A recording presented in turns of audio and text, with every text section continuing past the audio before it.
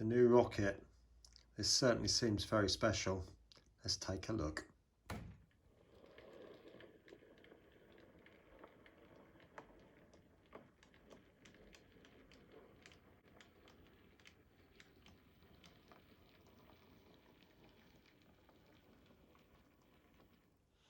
Well, good afternoon everyone, and welcome back to Piccadilly Sidings. Now, this, I must admit, when Hornby announced this in January, I just fell over myself, to be honest with you, thinking, wow, that would be absolutely amazing. Something incredibly different, and I don't think there were that many of them made. So I must say, I just jumped onto Hatton's website and just ordered it straight away. Right there and then. There was the red version, which was in the triangle packaging, I believe, and then there was this version, which I believe is their standard packaging. But as far as I'm aware, the train is exactly the same. So there's some detailed information there if you want to pause the video and have a read of that. And there's the train. Blimey, it looks so small. I'll put it next to the 66 in a minute. Now, I am looking at the box on this one because I do think, because it's such a special release, I do want to give some idea of what it's like, because I don't think you can get it anymore unless you are going to spend the extortionate prices on eBay. So I think we'll just rock it on both ends of that. Yeah, it's the same. Right, let's get it out. And just in case anybody asks, no, I won't be weathering this one. The real thing would be kept in absolutely pristine condition. There is no question of that whatsoever. The slightest hint of dirt, it would be wiped away. Right, so, but on the other hand, I will be running it on Piccadilly Sidings. It's I can't see the point in buying something like this and then have it sit there. So it comes, by the looks of things, in a big foam pack. Very Dapol-like foam, I think. Yeah? Or similar anyway. So we've got, yes, oh, sorry about that. There's the information. There. And the inside. Nice exploded diagram. You get people with this as well, which I think is fantastic. And you're going to need a 6-pin decoder. Now that'll be interesting to see how that's going to work out. I have got some with a on a harness, but actually it'd be interesting to see if sound decoder will fit in there. It might, don't know. Somebody has done a review on a sound fitted version of one of these, and they're going to release the video soon. That's Eric. I don't know what the channel name is, so forgive me, Eric, if you're watching this. But he does a lot of underground stuff, kit building and stuff. Great channel. So if you know which one I mean, go and check it out. But anyway, there it is. Look at that. They are tiny. Those coaches are just tiny. Now, as far as, yeah, you have got push-out holes on the back. So I will take the rocket out, but I want to look at one of these coaches. Oh, they're so delicate. And they're quite light as well. But, I mean, I suppose the train's only going to pull this, isn't it? I mean, you can see how big it is in my fingers, can't you? But that is just stunning. I mean, people said that they look a bit plasticky, but I suppose they do a little bit, but I'm happy with that. I'm very happy with that.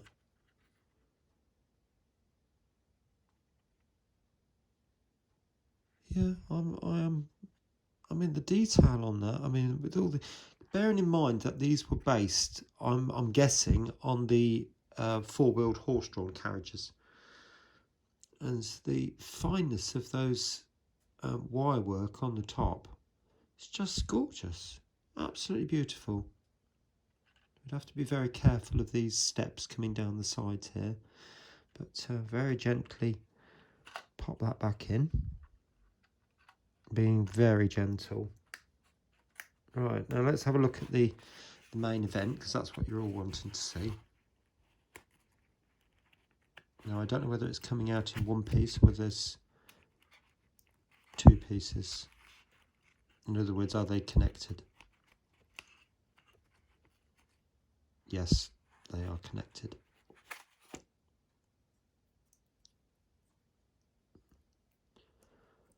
Whoa.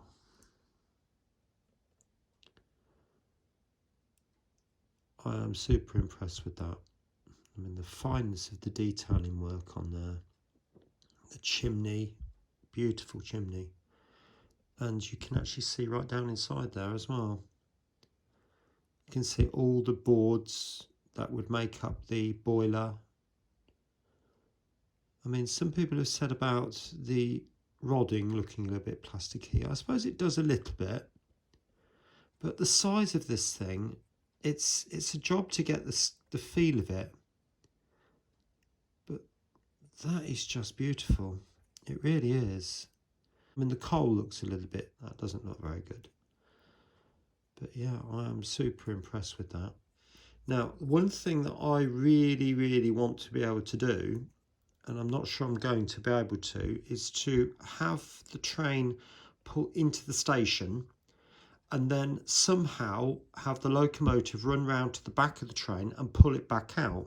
Now that end, there's a bar there, so I might be able to do it with that. It depends on how I can fix the couplings. So there might need to be some kind of adaptation, but we'll see. But I don't really want to adapt the train, if that makes any sense. But we'll see what we can do with that. Let's have a quick look at the people. Or what's in these bags anyway. I think that's the driver. So yeah, he's a nice little chap there. Big tall hat on.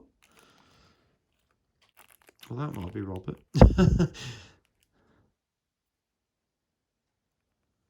So yes, I mean, obviously they've put a spigot on the bottom there so you can just poke it straight into a hole, I dare say. There must be a hole in the locomotive. And what's this? Oh, that's all the couplings. So yeah, the couplings seem to be a little bit like the Bachmann coach couplings, but obviously a lot smaller. I mean, you can see the size of my thumb there, can't you? And how small that is. I mean, some people have said that these are quite difficult to put on. So I'll have to have a think about that. It would be really nice if there is a way of coupling and uncoupling to the locomotive. Right, it did just occur to me just before we put it on the track, just to check what it says on here. And before you do anything, it talks about just having a couple of drops on varying parts of the locomotive. So we want it not only on the driving mechanism just there, but also on the driving wheels of the tender. Bring that in, so you can hopefully see that. So I've got the locomotive down on the cradle, if you like. This cradle I made myself, by the way, out of a bit of packaging. It does engage and the double O, so I'm really pleased about that. So little drop on there. So we're talking tiny amount. You'll notice, if I use this to point with, you'll notice the drawbar is not connected. And the reason for that is because this wire here come off. The drawbar wouldn't go round the full rotation of articulation. It wouldn't allow it, the whole locomotive, to do that. So I had to solder the wire back on and make a decision. Do I try and lengthen that wire, bearing in mind all this is well fixed down, and I've no idea how to go about getting that out, and I'm not sure I want to try, to be honest. And secondly, well, I can't send it back because there's no more. So if I sent it back, it would be a refund and that would be the end of it. So I'm deciding to just run it on the wire. So it's pulling on that wire at the moment. Right, so we've got Rocket on the track now. Now, please forgive me, because I had that little problem with the wiring, I had to resolder the wire back on. I had to check it first to make sure that it was running, but that's how it goes. So using the Gauge Master combi, when you look at that, will it go slower? That's the slowest. Okay, speed it up a bit.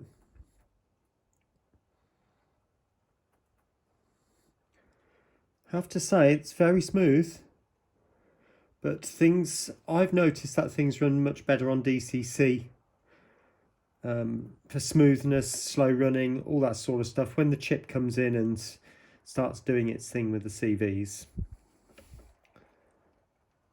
But yeah, that's running perfectly nicely. Let's stop it and run it in reverse. So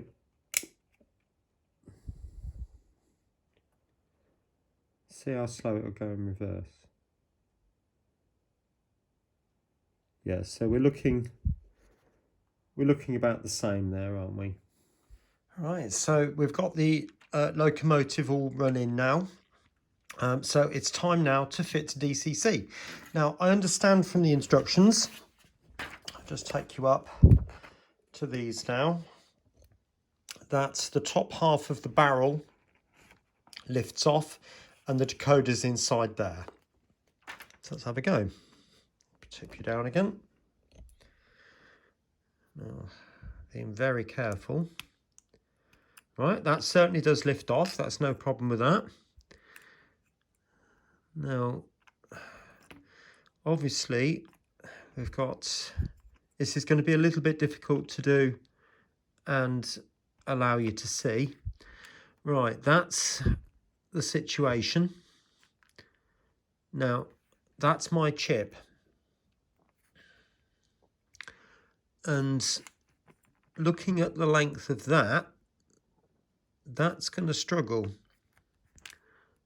But we'll see how we get on. I'm just wondering, the wires do go through to underneath by the looks of things. So I'm wondering if I could sort of pull them through a little bit more.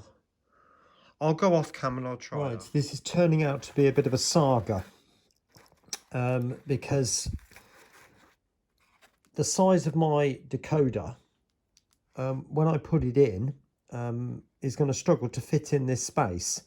You can see how big it is, and this is a small one. I did try to put that socket down there and then had it all come up that way, and again it was just too big. So what I'm going to see if I can do is find a right angle chip, which I do have, and it's just a case of finding one and then maybe swap that over with this one. So I'll come back to it. Right, so I've just gone and got one of these where the pins are at right angles. So let's swap this over. And pin 1 again is on this side, so that's going to go in this way. Now this was one of the chips in the carriage of the 350. So I'm hoping that might sit back down in there. So you have to be really careful. Well, that was a nightmare, I have to say, purely because not only fitting the decoder and getting it to actually go into the barrel, but not only that, the wires down here broke again. And so I had to solder that back on, but I took the opportunity to solder that little bit of extension on. Now, I don't know whether they're all like that. I hope not, for everybody else's sake, to be honest. But I've got mine working again. I've checked it, but now we're fitting the decoder.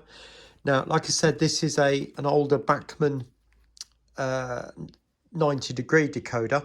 Now, I don't know whether you've seen, but I've had to bend over the pins ever so slightly going into the socket to make that physically sit flat enough to get the top of the barrel on. There's the top of the barrel, so I'll do it with you. But this is so small. The amount of space that you've got is just ludicrous, really. Even for a 6-pin decoder to go in there. And the Bachmann one isn't a massive decoder. There are some smaller ones, but I think you'd need the smallest you can get. Hornby recommend their own, which is, oops, excuse me, that one. If you can, so I'll just tilt the camera up a bit, which is this one on a wire. Obviously, the choice of decoder is down to yourselves. Some decoders work better than others. I prefer, myself, to use the Bachmann decoders. They do tend to work better, but that's my choice and you have to take your choice. Right, so to program it this occasion, I'm going to use the Hornby Select 7. Ah, that sounds better. We've lurched forward. Oops, and off the end. It's probably because the track's not sitting flat. That would help, wouldn't it? This is just a little bit of that loop that I brought out. But that's certainly better. Now, what's happening there? That's not sitting flat at all. That needs to go back into that little bit there. Now, hopefully, that should sit nice and flat. Yeah, lovely.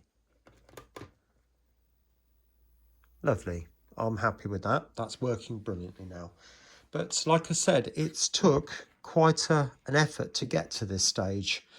So I don't know whether it's a case of would I recommend it, because you can't get them now anyway unless you pay the extortionate prices that are going to be appearing on eBay.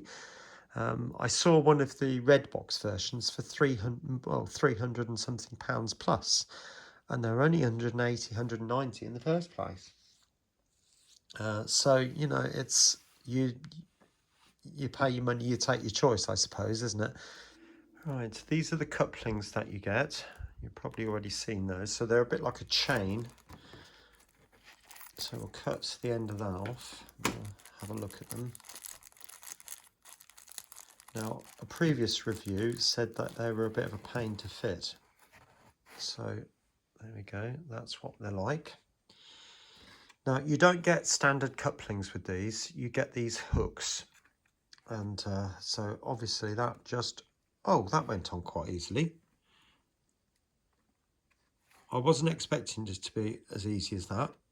Let's have a look. I'll put the coach down there, move you back. Right, hopefully you can see now. So I'm just going to hook that over the end. Is it just going to drop on? No.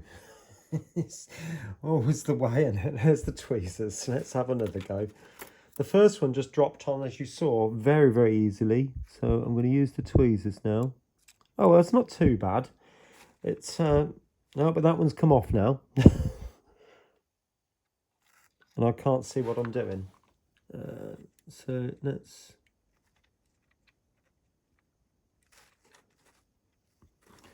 Well, I think it's going to be one of those irritating situations where you put it on and then one comes off and the other goes on, and I think it's going to be a bit like that. But I've got a solution if necessary. Yeah, it's on. There you go. It's on. I'm sure Chris could come up with something to hook on there. But anyway, I will uncouple this to show you this next bit. One of the things I want to do, and I'll just pull the locomotive back so hopefully you can see that as well, is to be able to pull the train out into Piccadilly Sidings station and then the locomotive run round to the back and then hook up to the train and then pull away again. Well, imagine that's the last coach sitting there, and we've got that one just there like that, and pretend they're coupled. Now, I don't know whether you can see, but I've actually made my own coupling. It's a bit Heath, but nevertheless, it works. And because we've got a hook there, all I've done is made a loop onto a piece of wire. I wrapped it round that screwdriver. Yeah, bent it out and bent it down. So I can just hook that up, and hopefully that should hook onto there really nicely. Just something like that. Now let's put this coach back on. But anyway, let's have a go at moving. Oh, going the wrong way. Oh, that's uncoupled. That's not good, is it? But let's try that again. It might mean just a longer hook or bending it back on itself. Ah, I see what's happening. So I'm going to bend that back and I'll show you. Welcome back. So I've literally just bent that over a bit more, and let's give it a go. Well, that seems to work. Will it push? Yes. So I think I'll get this coded up with a Z21, which won't take very long at all. And let's see it running on Piccadilly Sidings. I'll come back to you in a minute. Well, here it comes. Now, I have to say it's not the most brilliant of runners, but it's not bad. I think I did have a bit of a scare when I ran under the footbridge, because that chimney is very tall. See what I mean? It's stuttering a little bit. And I think one of the reasons for that is because it is incredibly light. Now, I wanted to leave this clip in because this goes to show the actual running characteristics of the loco as it actually is. So you can see I'm having to just sort of touch it just to get it going. And if you look, the front wheel is actually spinning. There are only that front big wheel is the only set of driving wheels. All the other three axles are free running. Look, it's free spinning there. And it's all down to the fact that it has no weight in it. Now, you could say I'm going to keep it as a display model, but to be honest, I didn't buy it for that reason, and I don't want it stuck on a shelf. It's £160. I can't afford to have that just sitting there doing nothing. So I'm going to try and fit some weights to this and see if that makes a difference. Join me back in a minute. Right, I have gone ahead and made some slight modifications. Now, one of the things that it needs is weight over the front driving wheels. So I've added some lead shot, like fishing lead shot, or that liquid weight, whatever it's called. And I've put that down the chimney with a little bit of black tack over the top. But you'll also notice on the tender, there is a 5 gram wheel weight. Now, I don't like the look of that, so I'm going to remove the coal and make the 5 gram weight into a coal bunker. So, and then add some real coal to that. So let's go ahead and do that now.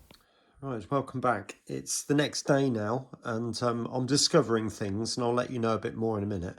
But I've decided to remove the coal load that had come with the rocket, and this has made all the difference. The weight, I'll explain a bit more about that in a bit. But the coal load, I'm going to make it. This being the basis of that. So I've just got some cereal box card, and I'm literally just going to put it around the weight and just mark off, because I want 2 edges and a back piece. So I'm just going to mark off there, turn the weight round like that.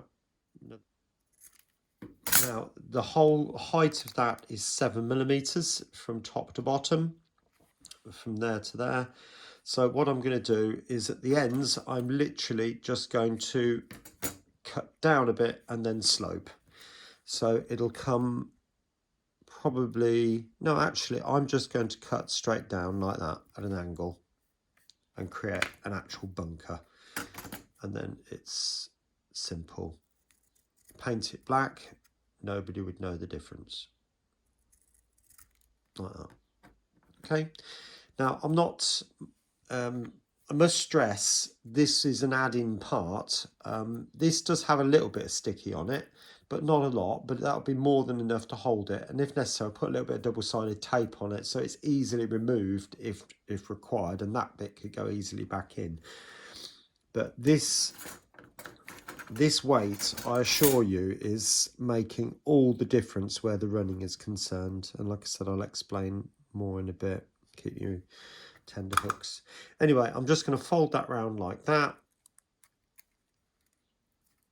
Like that. Glue that in with a bit of Yoo-hoo. Around like that.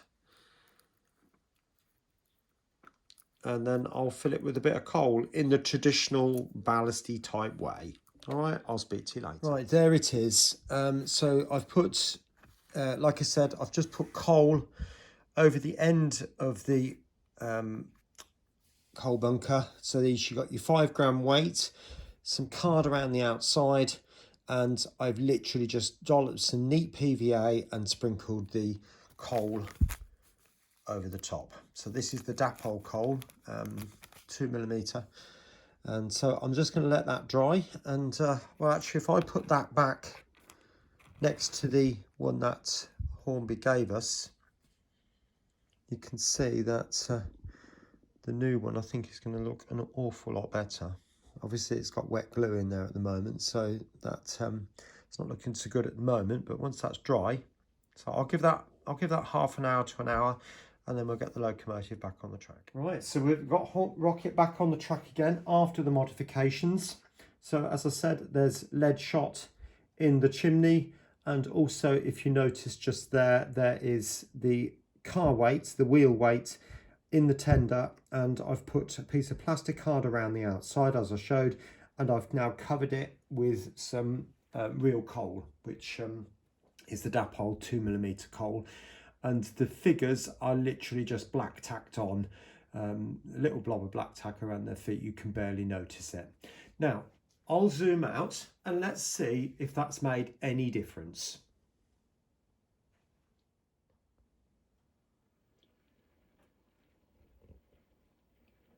Well, you can see that's making a huge difference.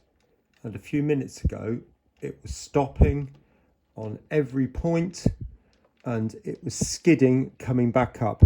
Now, one of the reasons there was an incline there is because the layout wasn't sitting on the legs properly.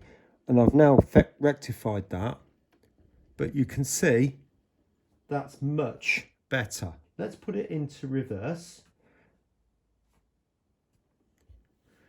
And look, the front wheels are not skidding and it's not stopping. So the lead shot has made a difference. And I think what's happened here is because the tender is so light, the lead shot has now not only grounded the tender, but it's pushed the back wheel of the locomotive down onto the track as well. So it's getting better connectivity. And that is just a 5 gram lead weight on the back of the tender where the fireman is sitting. Right, let's stop it before it goes completely out of shot. So that has made a world of difference. Now, I'm not saying it's going to perform brilliantly over every part of the layout. You might remember this insole frog does cause 1 or 2 issues from time to time with certain locomotives that I've got. But at the end of the day, the Ruston can cope, the little Peckett can cope. It happens to be the bigger Peckett that's causing the problem at the moment, but that's got other issues. So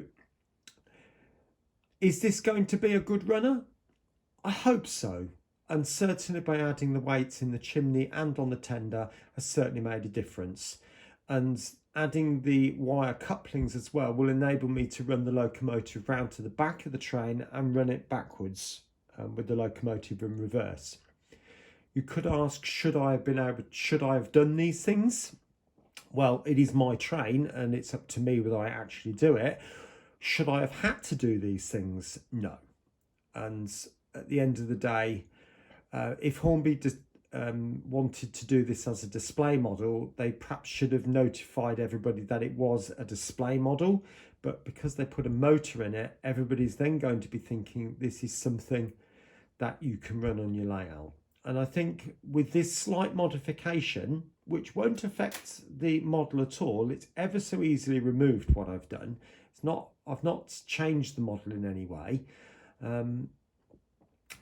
So I mean, I could just remove the piece of black tack from the chimney and all the lead would just fall out, and the wheel weight is not glued. I mean, there is a slight tack in the sticky pad, but it was an old weight that had come off something else, and the tack degrades. So, you know, that should be very easily removed without a problem if that was necessary, but it's made a massive difference. So if you get one of these, I would recommend you do that. You know, just a 5 gram weight if you're so inclined. Anyway, it's obviously your choice.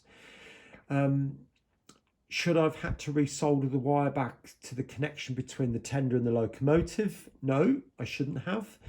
The wires should have been a sufficient length, and that did cause a few issues. So, you know, there's that. The decoder fitting, well, as I said, that was a nightmare, and I've seen other modelers give up on the idea of fitting this with DCC because they can't find a chip to actually go in there. I'd like to think the Hornby wired chip would go in there. I don't know, but you'd have to post that on your own video if you find out, or post it on Facebook if you find out. I'm sure other modelers would be very interested to know that.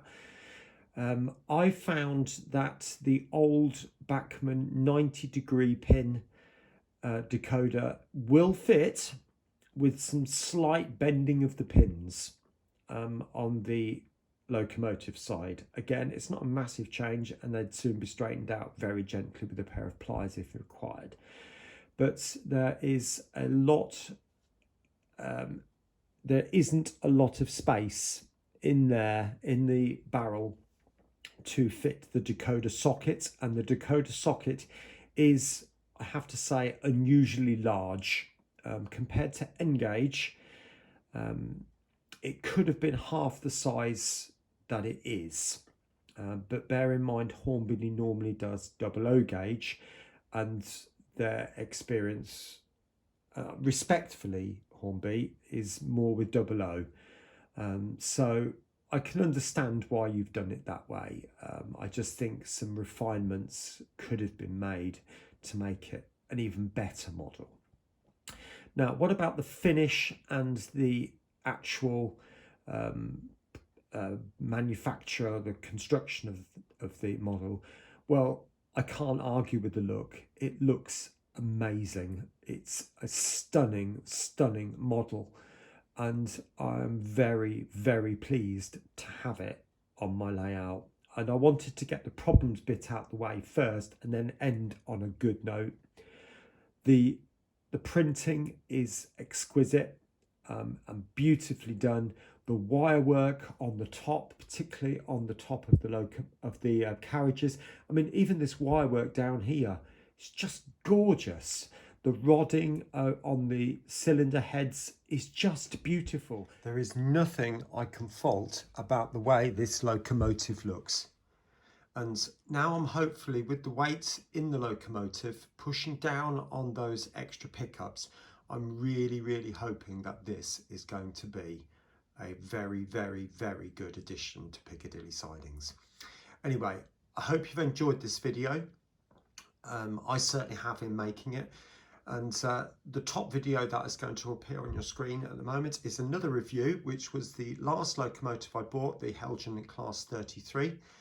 And the second video, the one below, is going to be how on earth did I make such a mess of this platform?